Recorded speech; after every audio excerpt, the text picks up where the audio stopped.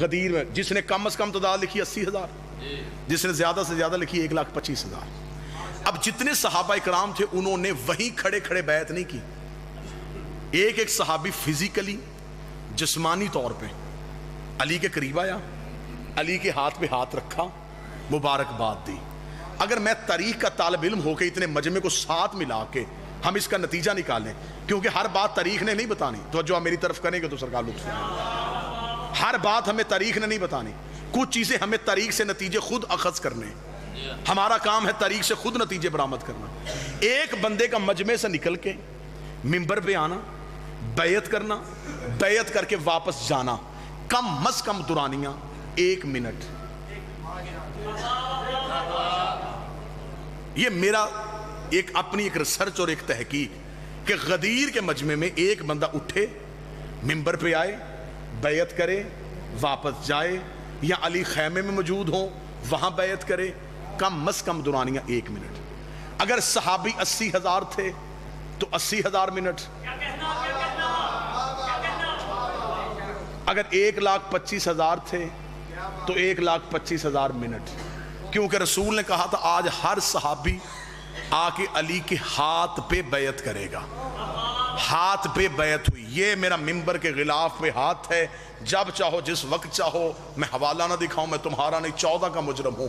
3 دن تک غدیر میں مسلسل بیعت ہوتی رہی، 3 دن تک رسول نے نماز با جماعت ادا نہیں کروائی، رسول نے کہا فرادہ نماز پڑھو۔ صحابہ نے آ کے کہا یا رسول اللہ آپ کی موجودگی میں ہم فرادہ نماز کیسے پڑھیں؟ فرمایا تمہیں نہیں پتا اللہ کا حکم آ گیا ہے، اگر جس نے علی کی ولایت کو نہ پہنچایا پھر تم نے رسالت کو نہ پہنچایا، آج اسی کی نماز ہونی ہے جو علی کی بیعت کر چکا۔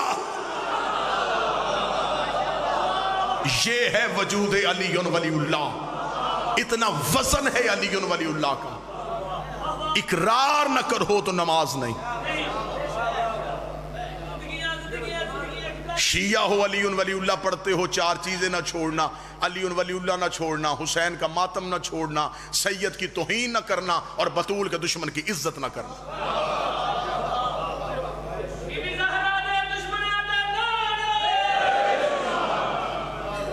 بدلہ غدیر کا مسلمانوں نے علی کی بیٹیوں سے لیا، جن ہاتھوں نے بیعت کی تھی انہی کی نسلوں کے ہاتھوں میں پتھر تھے، اور شام کے بازار میں کہہ رہے تھے اے علی تو نے ہمارے مردوں کو مارا، ہم نے تیری بیٹیوں کو مارا۔ محرم کا موسم قریب، محرم کا چاند قریب، بس مصعب کے حوالے سے بڑا معتبر نام آپ کے علاقے کا فخر زینت، بلکہ پورے عزاداری کے حوالے سے زینت۔ اللہ بابا جی کی صحت والی زندگی عطا فرمائے۔ بڑا بہترین مصائب آپ کو سنائیں گے، صرف ایک سطر پڑھ دیتا ہوں۔ سادات و غیر سادات، میری ممبر سے روتی ہوئی آنکھوں سے دعا ہے میرا اللہ، محرم قریب ہے، اگر ہم میں سے کسی کے زندگی کے دن ختم ہو رہے ہیں، تجھے حسین کے اجڑنے کا واسطہ ہمارے زندگی کے دن اتنے بڑھا دے ہم غریب کے جنازے میں جا سکیں۔ مولا ہمیں زندگی سے پیار نہیں، ہمیں حسین کی عزاداری سے پیار ہے۔ مولا ہمیں اتنے دن دے دینا، اگر ہم میں سے کوئی محرم سے پہلے کسی کے دن ختم ہو رہے ہیں ہمیں اتنے دن دے دے، ہم ایک بار حسین کو کھل کے رو سکیں۔ یہ واحد قوم ہے جو رونے کی اجازت مانگتی ہے، جو رونے کے لیے لوگوں کی منتیں کرتی ہے ہمیں رونے دو۔ تمہیں خبر ہی نہیں کہ ہمیں حسین کی عزاداری سے عشق کتنا ہے۔ بس یہی واقعہ ایک بتا کے، حسین شورشی عراق کے بہت مشہور عالم دین تھے، امام حسین کے حرم میں دروس دیا کرتے تھے، عزاداری کے حوالے سے بہت سی خدمات تھی ان کی۔ انہوں نے کتاب لکھی عربی میں بحور الغمہ، اس میں ایک واقعہ انہوں نے درج کیا، وہ واقعہ سناؤں اور آپ سے اجازت لوں۔ عزاداری کی اہمیت کیا ہے، حسین کا عزادار سے پیار کتنا ہے۔ وہ کہتے ہیں مصر کا رہنے والا شیعہ تھا، اپنے گھر میں ہر سال حسین مولا کی مجلس کرواتا تھا، نیاز کا اہتمام کرتا تھا، عزاداروں کو وہاں شرکت کی دعوت دیتا تھا۔ 1 سال کاروبار تباہ ہو گیا، مقروض ہو گیا، گھر کے برتن بھی بک گئے، اور محرم کا چاند طلوع ہو گیا۔ چھت پہ کھڑے ہو کے اس نے محرم کے چاند کو دیکھا، دیکھ کے اس نے رو کے کہا کاش تو میری زندگی میں طلوع نہ ہوتا، تیرے آنے سے پہلے میں چلا گیا ہوتا، تیرے طلوع ہونے سے پہلے میں مر گیا ہوتا، تو طلوع بھی ہو گیا ہے، میرے گھر میں اندھیرا ہے، میرے گھر میں عزاداری کا اہتمام کوئی نہیں ہے۔ یہ چاند سے گلے کر رہا تھا یا اس کی زوجہ نے اس کے آکے کاندھے پہ ہاتھ رکھا، ہاتھ رکھ کے کہتے گلا نہ کر، جب مشکل ہو تو قیمتی چیز بیچ دیتے ہیں۔ اتنا نہ مانا تھا، اس نے پیچھے مڑ کے دیکھا، مڑ کے کہنے لگا آخر تو عورت نکلی، تو نے گھر میں کوئی قیمتی زیور بچا کے رکھا، مجھے پہلے کیوں نہیں بتایا؟ تو مجھے پہلے بتا دیتی، میں غریب کی عزاداری کا اہتمام کرتا۔ مومنہ نے اس کا ہاتھ پکڑا، وہاں لے گئی جہاں 2 بیٹے سو رہے تھے۔ بس میں نے واقعہ پڑھنا، مصحف نہیں میں نے پڑھنا، اسی پہ میں آپ سے اجازت لوں گا۔ وہاں لے کے آئے جہاں بیٹے سو رہے تھے، وہاں آ کے اس کے کل کائنات میں صرف 2 بیٹے تھے۔ زوجہ آ کے بیٹوں کے سرہانے کھڑی ہو گئی، شوہر نے بیوی کا چہرہ دیکھا، کہتا کیا کہنا چاہتی ہے؟ ہاتھ جوڑ کے کہتی ہے معاف کرنا، میرے گھر میں ان سے قیمتی چیز کوئی نہیں ہے۔ وہ کہتا کیا مطلب تیرا؟ پاؤں پہ بیٹھ گئی، وہ کہتی ماں میں ہوں نا، اولاد سے زیادہ پیار ماں کو ہوتا ہے نا، میں منت کرتی ہوں اسے غلاموں کے بازار میں جا کے بیچ دے، جو قیمت ملے حسین کی عزاداری پہ خرچ کر دینا۔ دیکھنے کا بیٹے بیچ دوں؟ ماں نے یوں ہاں اٹھا کے دیکھا، کہتی اکبر سے پیارے ہیں، اون و محمد سے پیارے ہیں، مسلم کی جوڑی سے پیارے ہیں، تو مجھے صرف اتنا بتا ہم نے کس سے لیے تھے؟ کہتا حسین ابن علی سے۔ کہتی چاند کس کا ہے؟ حسین ابن علی، جس سے لیے تھے اس کے نام پہ دے دے۔ کیسی ماں تھی؟ اس نے سوئے ہوئے لال اٹھائے، بچے اٹھے، ماں نے ہاتھوں سے تیار کیے، ماتھا چوم کے کہتی ہے جہاں بھی جاؤ کوئی پوچھے کس کے بیٹے ہو، باپ کا نام نہ بتانا، ماں کا نام نہ بتانا، کہہ دینا حسین کا صدقہ ہے، میرا لال گلا نہ کرنا۔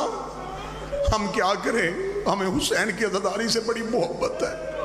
بچے تیار کر کے ماں نے آخری بار چومے، باپ کے ہاتھ میں دیے، بازار میں آ گیا جہاں بردہ فروشوں کا بازار تھا، صبح سے لے کے شام تک آوازیں دیتا رہا غلام لے لو، غلام لے لو، غلام لے لو۔ شام ہو گئی، کوئی خریدار نہ آیا، دل اس کا بیٹھ گیا، پریشان تھا، یا دور سے ایک گھوڑے سوار آ گیا، گھوڑے سوار کے چہرے پہ نقاب تھا، گھوڑا قریب آ کے رکا، گھوڑے سوار کی آواز آئی غلام بیچے گا؟ ہاں بیچنے آیا ہوں۔ کیا قیمت ہے؟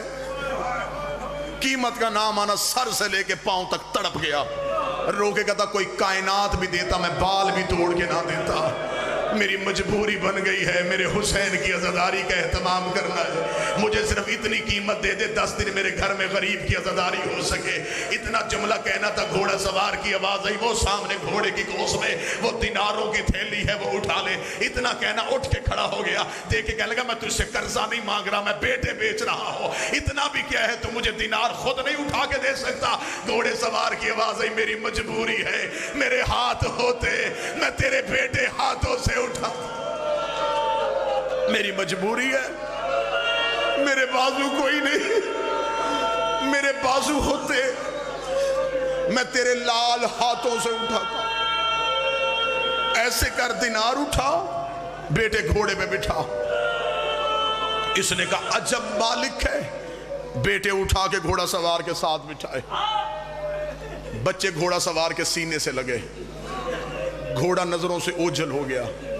اس نے جاتا ہوا گھوڑے سوار دیکھا، دیناروں کی تھیلی ہاتھ میں، روتا ہوا گھر کی طرف چلا، دروازے پہ بیوی کھڑی تھی، خالی ہاتھ شوہر کو آتے دیکھا، بک گئے، ہاں بک گئے، یہ لے بیٹوں کی قیمت۔ یہ تو اولاد والے جانتے نا میں کیا پڑھ رہا ہوں، یہ لے بیٹوں کی قیمت۔ ماں نے بسم اللہ پڑھ کے قیمت لی، چومے، آنکھوں سے لگا، حسین بادشاہ قبول کرنا۔ عزاداری کا اہتمام شروع ہو گیا، اعلان ہو گیا کہ اس مومن کے گھر حسین کی عزاداری شروع ہو گئی۔ ماتمی آ گئے، मजलिस का एहतमाम, अज़ा का एहतमाम, पुरसा दे के लोग चले गए, अकेली माँ बाप। कभी माँ बेटों के बिस्तर देखती, कभी बाप बच्चों के लिबास देखता। माँ भी छत को देख रही है, बाप भी छत को देख रहा है। थोड़ी देर के बाद बाप की आवाज आई, मैंने कहा था ना कि तू रोएगी। कहती ना, 10 दिन हमने बेटों को नहीं रोना, हमने अकबर को रोना है, हमने असगर को रोना है। मुझे सिर्फ इतना बता किसके हाथ बेचे। कहता पता नहीं, कोई घोड़े सवार था, उसके बाजू नहीं थे, वो लेके चला गया, कोई बात नहीं की। अभी ये मां पूछ रही थी या दरवाजे पे दस्तक हो गई। बस आखिरी सत्र पढ़ूंगा और मैं मिंबर छोड़ने लगा हूं। अब कोई अज़ादार बैठा हो तो इसी जुमले पे पुरसा दे देना, जिसकी आंखों की फुरात बरसने के लिए तरस रही है। दरवाजे पे दस्तक हुई, बीवी दौड़ के गई, इसने दरवाजा खोला। एक काले बुर्के वाली बीवी है जिसके दोनों हाथों में बच्चे हैं, दरवाजे पे खड़ी है। इसने बीवी को देखा, कदमों पे गिर गई, रो के कहती बीबी अगर इनसे कोई गलती हो गई मैं माफी मांगती हूँ, इन्हें नौकरी करने का तरीका नहीं आता, ये पहली बार किसी के घर गुलामी के लिए गए थे। इतना जुमला कहना, बीबी की आवाज आई, हम बेटे देते हैं लेते नहीं है। रो के कहती तू जो दरवाजे पे बेटे वापस करने ही कौन है। रो के कहती तू बेटे बेच के क्या कर रही है। कहती हुसैन की अज़ादारी। रो कहती तू मेरे बेटे को रो रही, मैं तेरे बेटे लेके वापस आ गई। कदमों पे गिर के कहती तेरा बेटा, तू कोई हुसैन की माँ है। रो के कहती मैं हुसैन की दुखी पहलू वाली माँ, जहां हुसैन की मजलिस होती है मैं अज़ादार का शुक्रिया अदा। अला लानतुल्लाह।